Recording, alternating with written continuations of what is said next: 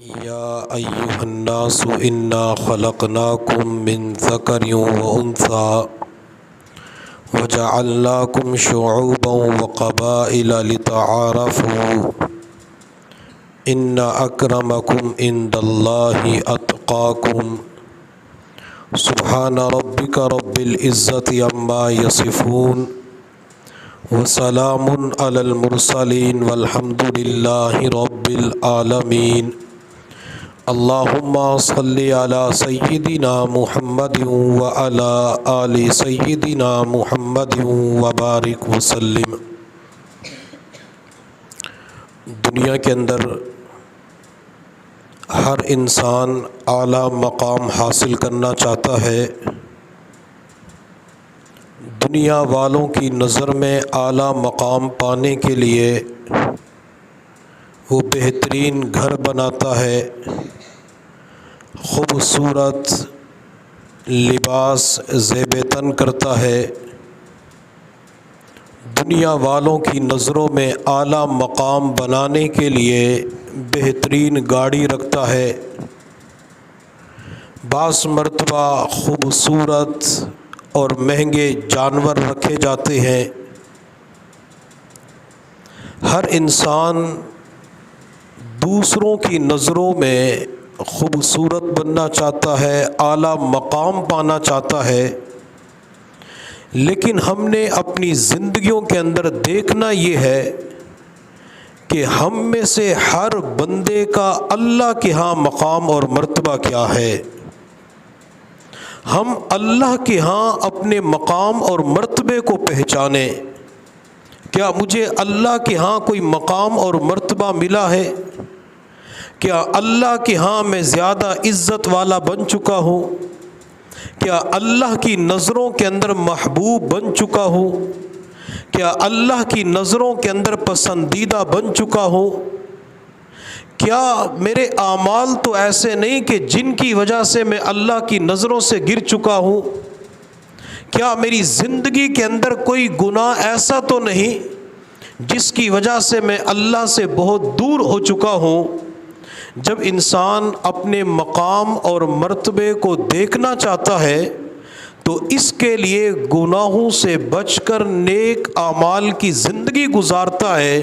جس انسان کی زندگی کے اندر نیک اعمال آ جاتے ہیں اسی قدر انسان کا اللہ کے ہاں مقام اور مرتبہ بڑھنا شروع ہو جاتا ہے۔ جب کوئی انسان کلمہ پڑھ لیتا ہے تو کلمہ پڑھتے ہی اللہ کے ہاں اس کا ایک مقام اور مرتبہ ہوتا ہے، لیکن اس مقام اور مرتبے کے اندر جو اضافہ ہوتا ہے وہ انسان کے نیک اعمال کی بدولت ہوتا ہے، وہ انسان کے اچھے اخلاق کی بدولت ہوتا ہے۔ یہی وجہ ہے میرے محبوب صلی اللہ علیہ وسلم نے ارشاد فرمایا، ان اکمل المؤمنین ایمانا احسنہم خلقا، کہ ایمان والوں میں سب سے زیادہ کامل ایمان والا وہ بندہ ہے جس کے اخلاق سب سے زیادہ اچھے ہیں۔ اخلاق اچھے ہوتے ہیں بندے کا ایمان کامل مکمل اکمل ہو جاتا ہے۔ آپ صلی اللہ علیہ وسلم نے ارشاد فرمایا، قیامت کے دن میرے سب سے زیادہ نزدیک وہ بندہ ہوگا جس کے اخلاق اچھے ہوں گے۔ آپ علیہ الصلوۃ والسلام نے ایک حدیث کے اندر ارشاد فرمایا کہ میزان کا ترازو اس بندے کا سب سے زیادہ وزنی ہوگا جس کے اخلاق اچھے ہوں گے۔ تو گویا کہ انسان کی زندگی کے اندر اخلاق والی ایک صفت نیکی آ جاتی ہے تو نبی علیہ الصلوۃ والسلام کی نظروں کے اندر اس کا مقام اور مرتبہ بلند ہو جاتا ہے۔ اللہ رب العزت نے حضرت آدم علیہ السلام سے لے کر حضور صلی اللہ علیہ وسلم تک تقریباً 1,24,000 کم و بیش انبیاء مبعوث فرمائے۔ ہر نبی ہر رسول کا اللہ کے ہاں ایک مقام اور مرتبہ ہے، لیکن اللہ نے چند رسولوں کو دوسرے انبیاء اور رسولوں کے اوپر فضیلت عطا فرمائی۔ قرآن عظیم الشان کے اندر اللہ رب العزت نے فرمایا، تلک الرسل فضلنا بعضهم على بعض منهم من کلم اللہ ورفع بعضهم درجات۔ کہ ہم نے رسولوں کو بعض کے اوپر فضیلت عطا فرمائی، ان میں سے بعض وہ ہیں جن کے ساتھ اللہ نے ہم کلامی فرمائی، بعض کے درجات کو اللہ نے بلند فرما دیا۔ تو انبیاء بھی انبیاء کے اوپر فضیلت، مقام اور مرتبہ رکھتے ہیں۔ اسی طرح جب ہم صحابہ کرام کی زندگیوں کا مطالعہ کرتے ہیں، صحابہ کرام حضور صلی اللہ علیہ وسلم کی پاکیزہ جماعت، مقدس جماعت، آپ علیہ الصلوۃ والسلام کے شاگرد، آپ کے ساتھ رہنے والے، لیکن اللہ نے بعض صحابہ کے اوپر فوقیت عطا فرمائی۔ قرآن عظیم الشان میں اللہ رب العزت نے فرمایا لا یستوی منکم من انفق قبل الفتح وقاتل، کہ جن لوگوں نے فتح سے پہلے قتال کیا اور خرچ کیا، اور پھر وہ لوگ جنہوں نے فتح کے بعد خرچ کیا اور قتال کیا، یہ دونوں آپس کے اندر برابر نہیں ہو سکتے۔ تو وہ کہ صحابہ کرام کے اندر کچھ صحابہ ایسے تھے جو اللہ کے ہاں زیادہ مقام اور مرتبہ پا چکے تھے۔ حضرت عبداللہ بن مسعود رضی اللہ تعالی عنہ ایک درخت کے اوپر چڑھ کر مسواک بنا رہے تھے۔ تیز ہوا چل رہی تھی، تیز ہوا کی وجہ سے عبداللہ بن مسعود کی پنڈلیوں کے اوپر سے چادر تہبند ہٹی ہوئی تھی۔ حضرات صحابہ کرام کی نظر پڑی تو صحابہ کرام نے ہنستے مسکراتے چہرے کے ساتھ کہا کہ عبداللہ بن مسعود کی پنڈلیوں کی طرف دیکھو، کتنی پتلی پتلی پنڈلیاں ہیں۔ آپ علیہ الصلوۃ والسلام نے سنا تو آپ علیہ الصلوۃ والسلام نے فرمایا مما تضحکون، میرے صحابہ تم کیوں مسکرا رہے ہو؟ تو صحابہ کرام نے جواب دیا یا رسول اللہ، عبداللہ بن مسعود کی پنڈلیوں کی طرف دیکھا جو پتلی پتلی چھوٹی چھوٹی پنڈلیاں ہیں۔ تو آپ علیہ الصلوۃ والسلام نے ارشاد فرمایا میرے صحابہ تم عبداللہ بن مسعود کی پتلی پتلی پنڈلیوں کی طرف دیکھتے ہو، یہ کیوں نہیں دیکھتے کہ یہ پتلی اور باریک پنڈلیاں میزان کے ترازو میں احد پہاڑ سے زیادہ وزنی ہوں گی۔ حضرت عبداللہ بن مسعود صحابہ کرام کے اندر دبلے پتلے صحابی تھے، سمارٹ قسم کے صحابی تھے، پنڈلیاں ان کی چھوٹی اور پتلی تھی، لیکن اللہ کے ہاں مقام اور مرتبہ وہ تھا کہ نبی علیہ الصلوۃ والسلام نے ان کے اعمال کا تذکرہ نہیں کیا، آپ علیہ الصلوۃ والسلام نے نیکیوں کا تذکرہ نہیں کیا، آپ علیہ الصلوۃ والسلام نے صرف پنڈلی کا تذکرہ کیا کہ یہ پنڈلی قیامت کے دن میزان کے ترازو میں احد پہاڑ سے زیادہ وزنی ہوگی۔ بخاری شریف کے اندر ایک واقعہ آتا ہے، آپ صلی اللہ علیہ وسلم کسی مجلس کے اندر موجود تھے، آپ علیہ الصلوۃ والسلام کے سامنے سے کوئی بندہ گزرا، نبی علیہ الصلوۃ والسلام کے قریب ایک بندہ بیٹھا ہوا تھا، تو آپ علیہ الصلوۃ والسلام نے بیٹھے ہوئے شخص سے فرمایا کہ تم اس گزرنے والے کے بارے میں کیا کہتے ہو؟ تو بیٹھے ہوئے شخص نے جواب دیا یا رسول اللہ صلی اللہ علیہ وسلم بڑا مقام اور مرتبے والا ہے، عزت ملی ہوئی ہے، اگر یہ کسی کے پاس نکاح کا پیغام بھیج دے تو فوراً اس کے نکاح کے پیغام کو قبول کر لیا جائے، اگر یہ کسی کی سفارش کر دے تو اس کی سفارش کو قبول کر لیا جاتا ہے، اگر یہ کسی کے پاس جائے تو لوگ اس کی عزت کرتے، بڑا معزز آدمی ہے۔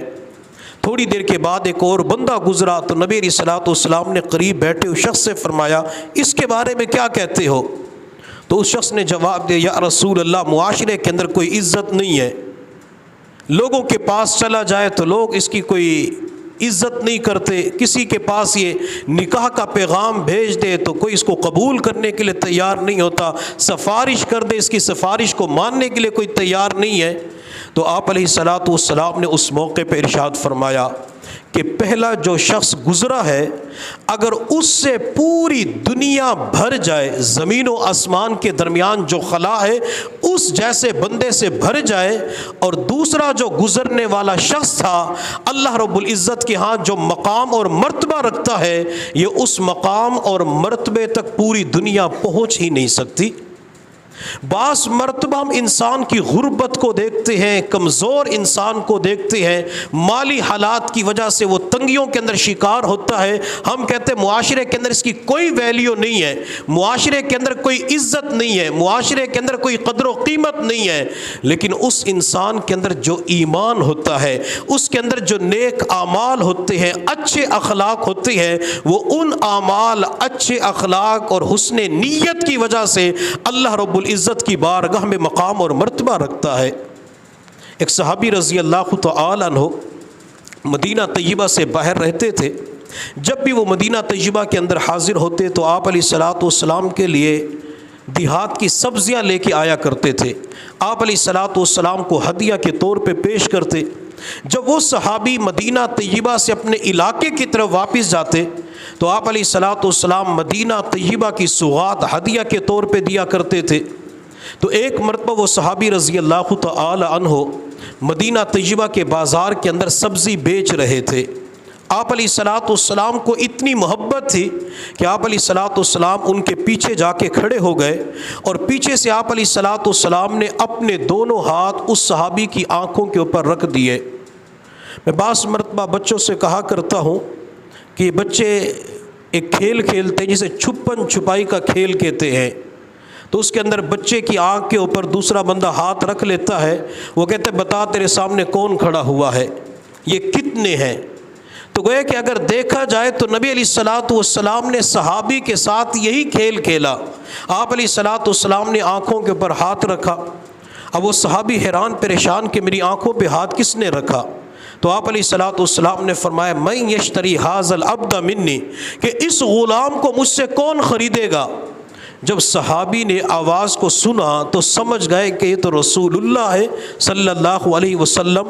تو اس صحابی نے اپنی کمر نبی علیہ الصلاۃ والسلام کے مبارک سینے اور پیٹ کے ساتھ لگانا شروع کر دی تاکہ انوارات کو اور زیادہ جذب کر لوں, تاکہ اور زیادہ نبی علیہ الصلاۃ والسلام کی طرف سے فیض کو حاصل کروں. جب نبی علیہ الصلاۃ والسلام نے یہ فرمایا کہ اس غلام کو مجھ سے کون خریدے گا تو صحابی رضی اللہ تعالی عنہ نے جواب دیا واللہ, اللہ کی قسم, تجدنی کاسدن, اللہ کے نبی آپ تو مجھے کم قیمت والا پائیں گے. اگر آپ مجھے بیچ بھی دیتے ہیں, مجھے کوئی خریدتا بھی ہے تو میری قیمت تھوڑی لگائے گا, آپ کو میری کوئی زیادہ قیمت دے نہیں سکے گا. تو میرے محبوب صلی اللہ علیہ وسلم نے اس موقع پہ ارشاد فرمایا تم اللہ کے نزدیک کم قیمت نہیں ہو بلکہ تم اللہ کے نزدیک قیمتی ہو. اللہ کے نزدیک تمہارا مقام اور مرتبہ ہے. اب نبی علیہ الصلاۃ والسلام نے دیہات کے رہنے والے صحابی کے بارے میں بتلا دیا کہ دنیا والوں کی نظر میں اس کی کوئی ویلیو نہیں ہے, دنیا والوں کی نظروں میں کوئی قدر و قیمت نہیں ہے, لیکن اللہ کے ہاں یہ اتنی قیمتی ہو چکے ہیں کہ ان کا مقام اور مرتبہ بڑھ چکا ہے. تو ہم بھی اللہ کے ہاں اللہ کی بارگاہ کے اندر اپنے مقام اور مرتبے کو پہچانیں کہ ہم ایسے اعمال کرتے ہیں کہ جن کی وجہ سے اللہ ہمیں پسند کرتے ہیں. کیا ہمارے اندر ایسے اعمال, ایسی نیکیاں پائی جاتی ہیں کہ اللہ کی بارگاہ کے اندر ہم پسندیدہ بندے بن جاتے ہیں. نبی علیہ الصلاۃ والسلام مسجد نبوی کے اندر تشریف لائے تو آپ علیہ الصلاۃ والسلام نے مختلف صحابہ کرام کو دیکھا کہ مختلف حلقوں کے اندر موجود تھے. کوئی سیکھنے سکھانے کے اندر مشغول تھا, کوئی ذکر کے اندر مشغول تھا, تو کوئی تلاوت قرآن میں مشغول تھا. آپ علیہ الصلاۃ والسلام جب ابن کعب کے پاس پہنچے وہ قرآن پڑھ رہے تھے تو میرے محبوب صلی اللہ علیہ وسلم ان کا قرآن سننے کے لیے کھڑے ہو گئے. حضرت ابی بن کعب رضی اللہ تعالی عنہ نے دیکھا کہ نبی علیہ الصلوۃ والسلام تشریف لائے ہیں اور قرآن سن رہے ہیں, تو انہوں نے قرآن کی تلاوت کو موقوف کر دیا. آپ علیہ الصلوۃ والسلام نے فرمایا ابن کعب قرآن پڑھو. حضرت ابن کعب نے عرض کیا یا رسول اللہ صلی اللہ علیہ وسلم, یہ قرآن تو آپ کے اوپر نازل ہوا, میں آپ کے سامنے قرآن کیسے پڑھ سکتا ہوں. آپ علیہ الصلوۃ والسلام نے آسمان کی طرف اشارہ کیا کہ مجھے اوپر سے حکم ملا ہے. حضرت ابن کعب سمجھ گئے کہ اللہ رب العزت کی طرف سے حکم آیا ہے. حضرت ابن کعب نے عرض کیا اللہ سمانی, اللہ کے نبی کہ اللہ نے میرا نام لے کے کہا ہے. تو آپ علیہ الصلوۃ والسلام نے ارشاد فرمایا نعم اللہ سماک, جی ہاں اللہ نے تیرا نام لے کے کہا ہے کہ محبوب ابن کعب سے آپ قرآن سنو. آپ فرش پہ قرآن سنیں گے اور میں عرش پہ ابن کعب کا قرآن سنوں گا. تو صحابہ کرام اللہ کے ہاں اتنا مقام اور مرتبہ پا چکے تھے کہ اللہ نام لے کے فرماتے تھے کہ ابن کعب قرآن پڑھے, میں ان کا قرآن سنوں گا. تو ہمیں چاہیے کہ ہم بھی ایسے نیک اعمال کا اہتمام کریں کہ اللہ رب العزت کی نظروں کے اندر پسندیدہ بندے بن جائیں. چند اعمال ایسے ہیں اگر ہم ان کا اہتمام کریں گے تو اللہ کے ہاں مقام اور مرتبے میں اضافہ ہو جائے گا. میرے اللہ نے قرآن عظیم الشان کے اندر فرمایا یا ایھا الناس انا خلقناکم من ذکر و انثی وجعلناکم شعوبا وقبائل لتعارفوا ان اکرمکم عند اللہ اتقاکم۔ اللہ نے فرمایا کہ جو تم میں سب سے زیادہ متقی ہوگا وہ اللہ کے نزدیک زیادہ عزت والا، مقام اور مرتبے والا ہوگا۔ تو گویا کہ اگر آج کی اس دنیا کے اندر ہم تقوی والی زندگی گزاریں، تقوی والی زندگی کو اختیار کریں، اپنے آپ کو گناہوں سے بچائیں، تو اللہ کی نظروں کے اندر عزت والے بن جائیں گے۔ ایک صحابی رضی اللہ تعالی عنہ حضور صلی اللہ علیہ وسلم کی خدمت میں حاضر ہوئے، عرض کہ یا رسول اللہ صلی اللہ علیہ وسلم، میں سب سے بڑا عبادت گزار بننا چاہتا ہوں۔ آپ علیہ الصلوۃ والسلام نے یہ نہیں فرمایا کہ پوری رات نمازوں کا اہتمام کرو، آپ علیہ السلام نے یہ نہیں فرمایا کہ پوری رات قیام، رکوع اور سجدے کا اہتمام کرو، پوری رات الا اللہ کی ضربیں لگاؤ، مراقبہ کرو، ذکر کرو۔ آپ علیہ السلام نے بالکل نہیں فرمایا، بلکہ میرے محبوب صلی اللہ علیہ وسلم نے ارشاد فرمایا اتق المحارم تکن عابد الناس، اپنے آپ کو گناہوں سے بچا لو، سب سے بڑے عبادت گزار بن جاؤ گے۔ تو گویا کہ جو بندہ اپنے آپ کو گناہوں سے بچاتا ہے وہ اللہ کی نظروں کے اندر سب سے بڑا عابد بن جاتا ہے، وہ سب سے بڑا عبادت گزار بن جاتا ہے۔ لیکن بڑے افسوس سے کہنا پڑتا ہے کہ ہمارا حال یہ ہے، ہم مسجد میں آتے ہیں، مسجد کے اندر 15 منٹ کا وقت گزارتے ہیں، آدھا گھنٹہ 1 گھنٹہ گزار کر مسجد کے اندر انوارات سینے کے اندر جمع کر لیتے ہیں، لیکن جو ہی مسجد کی 4 دیواری سے باہر نکلتے ہیں ہم اپنی نظروں کو بے لگام چھوڑ دیتے ہیں، ہماری زبان بے قابو ہو جاتی ہے۔ مسجد کے اندر جو انوارات ہم نے جمع کیے ہوتے ہیں، مسجد سے نکلتے ہی لمحوں کے اندر ان انوارات کو ضائع کر بیٹھتے ہیں۔ میرے پیر و مرشد حضرت مولانا پیر ذوالفقار احمد نقشبندی دامت برکاتہم العالیہ فرماتے ہیں کہ ایک بندہ صبح سے لے کر شام تک 9-10 گھنٹے کا مراقبہ کرے۔ پہلی بات تو یہ ہے کہ آج کے مریدین اور سالکین سے اتنا لمبا مراقبہ ہوتا نہیں ہے کہ وہ صبح سے لے کر شام تک 8-9 گھنٹے کا مراقبہ کرے۔ اگر کوئی کر بھی لیتا ہے، وہ صبح فجر کی نماز سے لے کر عصر تک مختلف اوقات کے اندر متفرق طور پہ 9-10 گھنٹے کا مراقبہ کرتا ہے۔ وہ عصر کی نماز کے بعد مسجد، مدرسے، خانقاہ سے نکلتے ہوئے صرف ایک بد نظری کا ارتکاب کر لیتا ہے، ایک بد نظری کرتا ہے۔ یہ ایک بد نظری، یہ آنکھ کا ایک گناہ 9-10 گھنٹے کے مراقبے کے انوارات کو ختم کر دیتا ہے۔ جب تقوی والی ہماری زندگی نہیں ہوگی تو اللہ کے نزدیک عزت والے کیسے بن سکتے ہیں؟ اللہ کے پسندیدہ بندے اسی وقت بن سکتے ہیں جب گناہوں سے اپنے آپ کو بچائیں گے۔ ایک وقت تھا لوگ خانقاہوں کے اندر جاتے تھے، اللہ کے راستے میں وقت لگاتے تھے۔ اللہ کے راستے میں وقت لگانے، خانقاہوں کے اندر وقت لگانے کا اتنا اثر ہوتا تھا کہ کئی مہینے اس کے اثرات ان کی زندگیوں کے اندر باقی رہتے تھے۔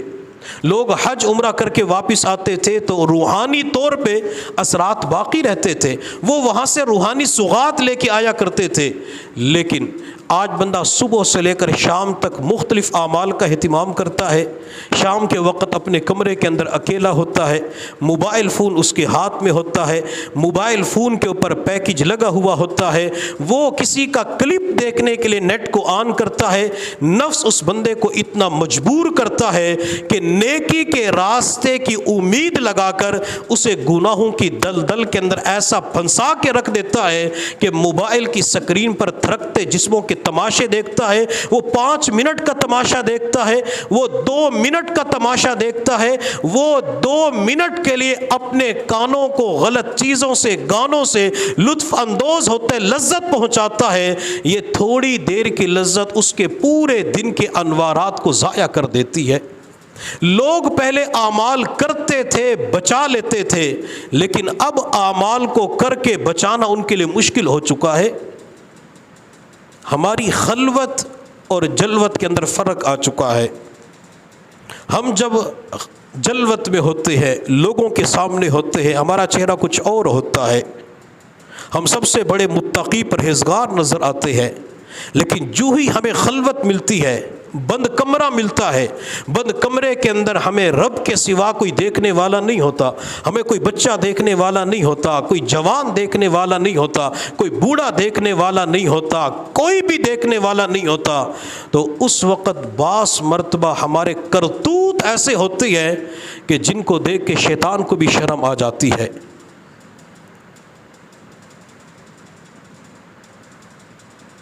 حضرت عطا بن ابی رباح رحمۃ اللہ علیہ رنگ کے کالے تھے، ہونٹ موٹے موٹے تھے، لیکن دل کے صاف ستھرے تھے، باطن پاکیزہ اور چمکدار تھا۔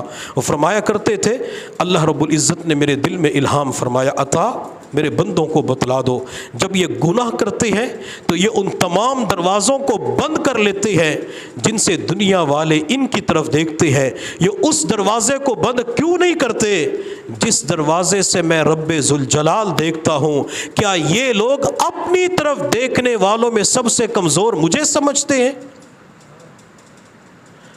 ہمارے ہاں 5 سال کے بچے کا ڈر ہوتا ہے، 7 سال کے بچے کا ڈر ہوتا ہے کہ بچہ دیکھ رہا ہے، بچے نے دیکھ لیا تو کیا کہے گا؟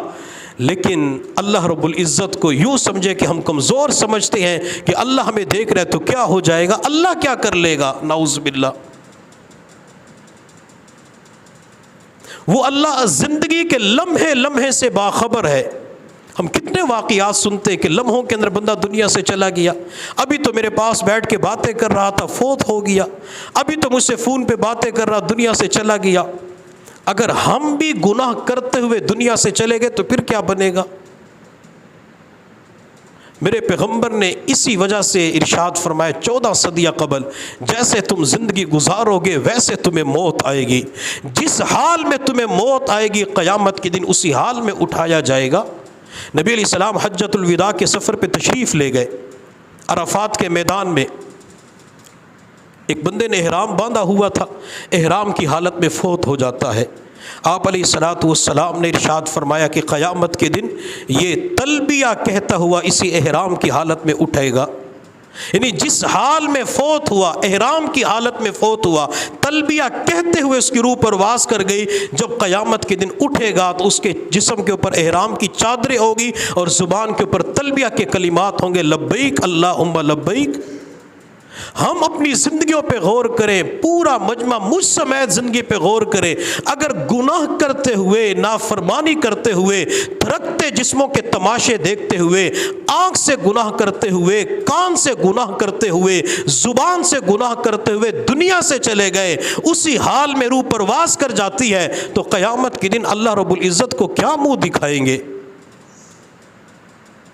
علامہ اقبال رحمۃ اللہ علیہ جو شاعر مشرق کہلائے جاتے تھے، انہوں نے چند اشعار کہے جس کے آخر کے اندر فرماتے ہیں، از نگاہ مصطفیٰ پنہا بگیر۔ اللہ اگر آپ نے یہ فیصلہ کر لیا ہے کہ اقبال سے حساب و کتاب لینا ہے تو اللہ حضور صلی اللہ علیہ وسلم کی نظروں سے اوجل میرا حساب لے لینا، میں نبی علیہ الصلوۃ والسلام کو منہ نہیں دکھا سکتا، جن کے بارے میں کہا جاتا ہے کہ دنیا دار بندہ ہے، تو انہیں بھی اس بات کا خطرہ تھا کہ میں نبی علیہ الصلوۃ والسلام کے پاس کس منہ سے جاؤں گا، میں نبی علیہ الصلوۃ والسلام کو کیا کہوں گا۔ ہم تو مدرسے کے اندر رہنے والے، مدرسے کے اندر تعلیم حاصل کرنے والے، سنت کے مطابق لباس پہنا ہوا ہے، چہرے پہ سنت رسول رکھی ہوئی، سر پہ ٹوپی رکھی ہوئی، پگڑی رکھی ہوئی، ہم تو علماء، طلباء، نبی علیہ الصلوۃ والسلام کے وارث کی جماعت کے اندر شامل ہو چکے ہیں۔ اگر ہمارا بھی یہی حال گناہوں والا رہے گا تو پھر قیامت کے دن ہمارا کیا بنے گا؟ ہم نے اللہ کو زندگی کے پل پل کا حساب و کتاب دینا ہے۔ اگر بندہ بیت اللہ جائے، مکہ مکرمہ جائے، حدود حرم کے اندر، جہاں مسجد حرام کے اندر جہاں ایک نیکی پر 1,00,000 نماز کا ثواب ملتا ہے، ایک گناہ کے اوپر 1,00,000 گناہ لکھے جاتے ہیں۔ جہاں اللہ مسجد مدرسے کی 4 دیواری کے اندر چھوٹی چھوٹی نیکیوں پر زیادہ اجر و ثواب عطا فرماتے ہیں، اگر اس مسجد اور مدرسے کی 4 دیواری کے اندر رہتے ہوئے گناہ کے مرتکب ہو گئے تو گناہ بھی پھر نام اعمال میں زیادہ لکھے جائیں گے۔ اور بعض مرتبہ ہم گھروں میں ہوتے ہیں، گھر کے اندر ایک الماری میں قرآن پڑا ہوتا ہے، دوسری طرف موبائل پہ گانا چل رہا ہوتا ہے، ایک طرف الماری کے اندر درس نظامی کی کتابیں پڑی ہوئی ہوتی ہیں، قرآن پاک کی تفاسیر رکھی ہوئی ہوتی ہے، اور دوسری طرف انسان موبائل کی سکرین پر تھرکتے جسموں کے تماشے دیکھ رہا ہوتا ہے۔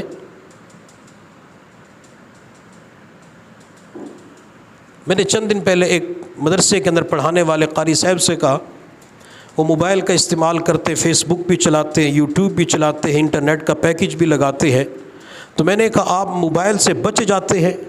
کہتے ہاں مجھے تو کچھ بھی نہیں ہوتا۔ تو میں نے کہا میں اور آپ ہیں، صرف آپ مجھے یہ بتا دیں آپ فیس بک استعمال کرتے ہیں تو نظروں کی حفاظت ہو جاتی ہے؟ تو اس نے مجھے آگے سے جواب، بس میں گانے سن لیتا ہوں، اس کے علاوہ اور کچھ نہیں دیکھتا۔ اب گوئے کہ اس کے نزدیک گانا سننا گناہ نہیں ہے۔ مجھے کسی نے کہا کہ آپ ارطغرل ڈرامہ دیکھا کریں، میں نے کہا اس کی وجہ کیا ہے؟ کہتے اس کے اندر جہاد دکھایا جاتا ہے، اس کے اندر تاریخ بتلائی جاتی ہے۔ تو میں نے کہا اسی ڈرامے کے اندر نوجوان لڑکیاں بھی تو ہوتی ہیں، اس کے اندر ساز بھی تو چل رہا ہوتا ہے۔ تو ہمیں چاہیے کہ ہم اپنے آپ کو گناہوں سے بچائیں۔ جب تک گناہوں سے نہیں بچائیں گے اس وقت تک روحانی میدان کے اندر ترقی کر نہیں سکتے۔ میرے حضرت فرماتے ہیں کہ اگر کوئی بندہ 99% گناہوں سے بچتا ہے، 99% نیک بن چکا ہے، صرف 1% گناہوں کے اندر مبتلا ہے، 1% گناہوں والی زندگی گزار رہا ہے، یہ کبھی بھی اللہ کا قرب حاصل نہیں کر سکتا۔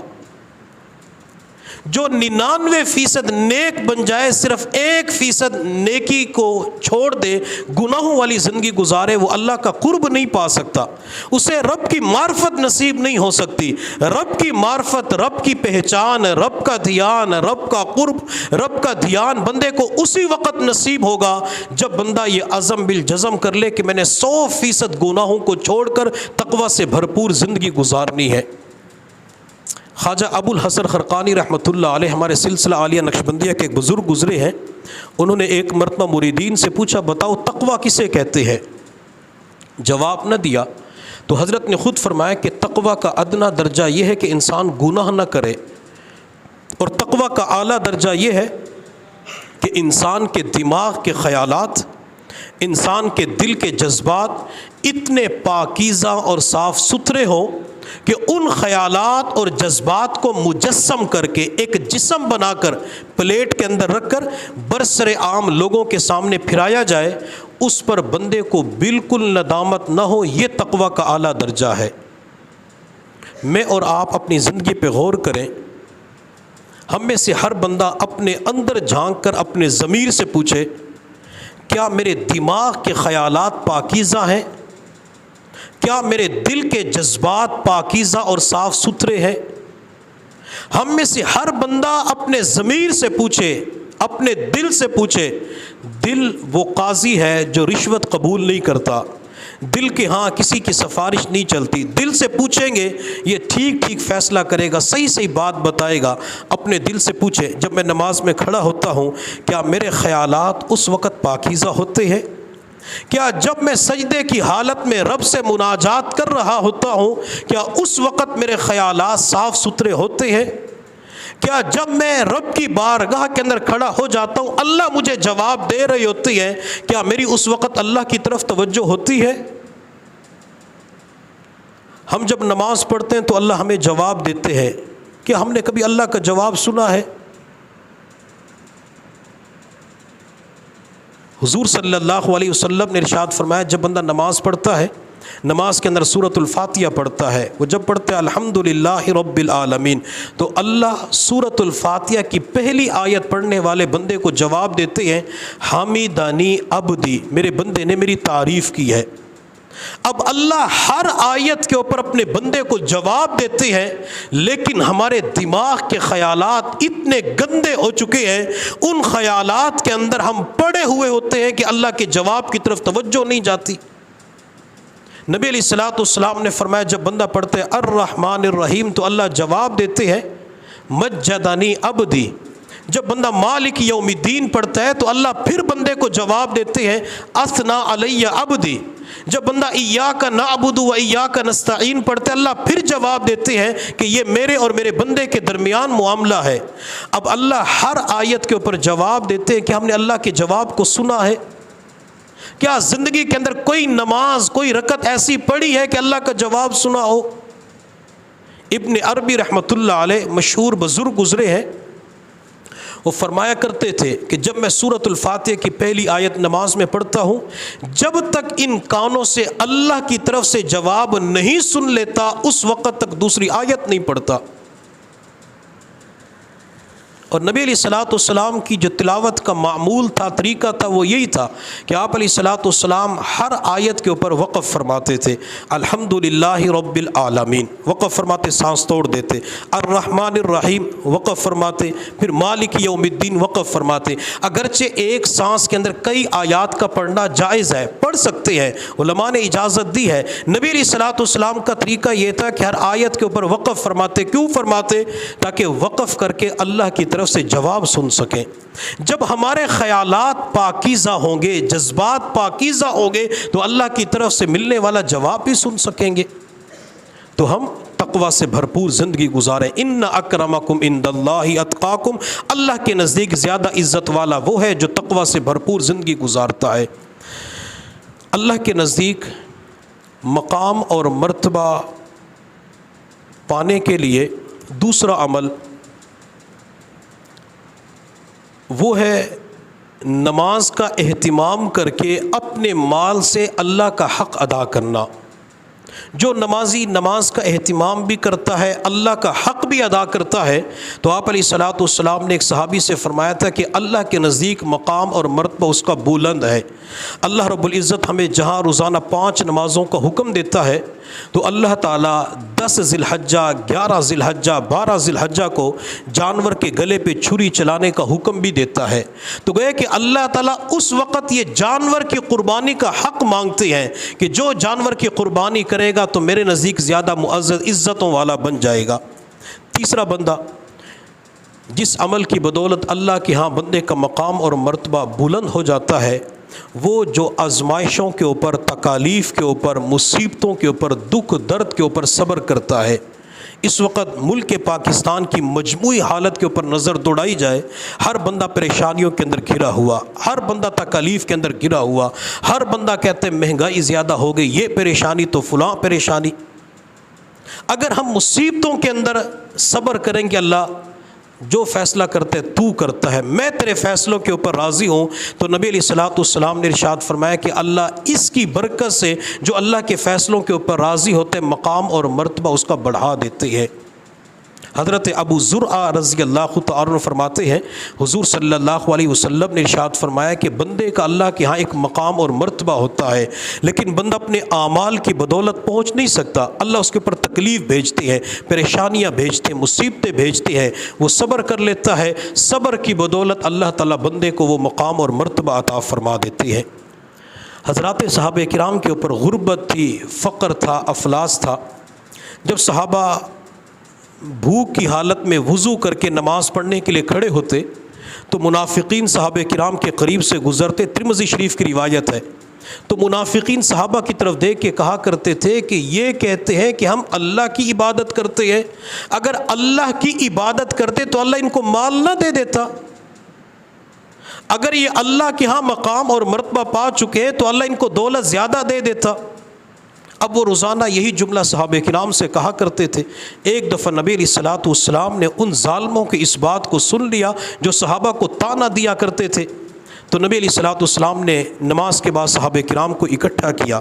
آپ علیہ الصلوۃ والسلام نے فرمایا کہ یہ لوگ تمہیں روزانہ طعنہ دیتے ہیں، لیکن ان کی بات کا برا نہ بنانا، تم اللہ کے ساتھ باوفا بن کے زندگی گزارتے ہو، دل جمی کے ساتھ، شوق کے ساتھ رب کی عبادت کرتے ہو، اگر تمہیں پتہ چل جائے کہ ان تکالیف کے اوپر، پریشانیوں کے اوپر اللہ نے تمہیں کیا دینا ہے، تو تم اللہ تعالیٰ سے یہ دعا کرنا شروع کر دو کہ اللہ ہمارے فقر و فاقہ کے اندر اضافہ کر دے۔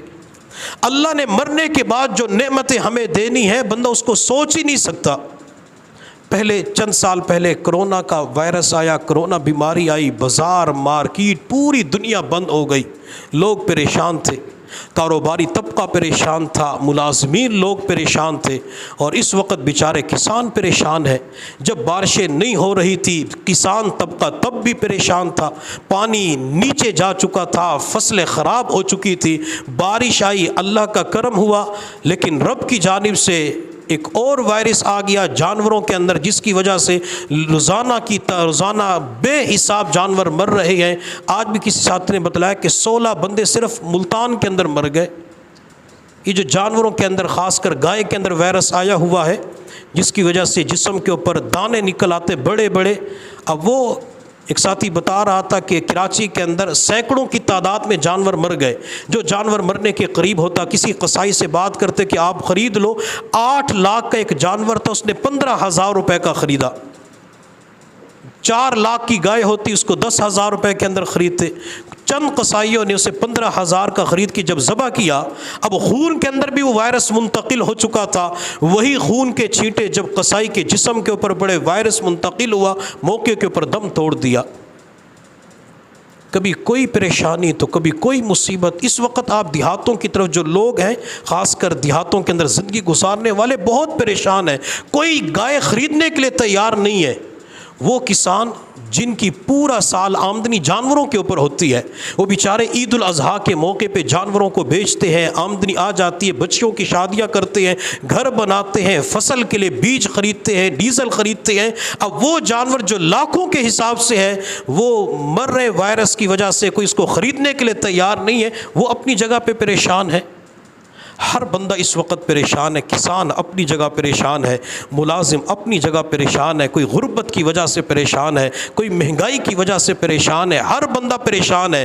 لیکن ہم اللہ کی بارگاہ کے اندر یہی کہیں، اللہ امتحان کے قابل نہیں ہے، اللہ آزمائش کے قابل نہیں ہے، اللہ تو ہمیں امتحان کے اندر مبتلا نہ فرما، لیکن تیری جانب سے جو بھی فیصلہ ہوگا، اللہ تیرے فیصلے کے اوپر راضی رہیں گے۔ جب بندہ اللہ کے فیصلوں کے اوپر راضی رہتا ہے، اللہ تعالیٰ پھر ان حالات کو درست فرما دیتے، پریشانیاں دور ہو جاتی ہیں۔